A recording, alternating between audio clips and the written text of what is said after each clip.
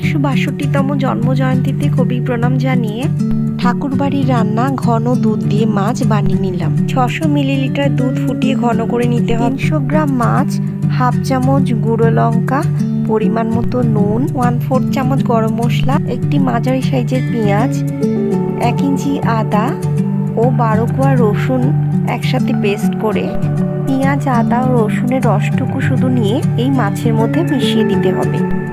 দুধ যতক্ষণ ফুটে ঘন হচ্ছে আমি তার মধ্যে এই মাছগুলিকে মাখিয়ে রেখে দিলাম। মূল রান্নায় বাদাম তেলের কথা বলা হয়েছে, কিন্তু বাদাম তেল না থাকায় আমি 2 টেবিল চামচ জলপাইয়ের তেল গরম করে নিলাম, আবার তেলটি ঠান্ডাও করে নিলাম।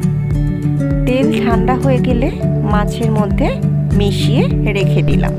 এবার একটি চওড়া পাত্র গ্যাস ওভেনে বসিয়ে মাখানো মাছ এর মধ্যে ঢেলে দিলাম। মাছ ফুটতে শুরু করলে এর মধ্যে ঘন দুধ ধীরে ধীরে দিয়ে দিলাম।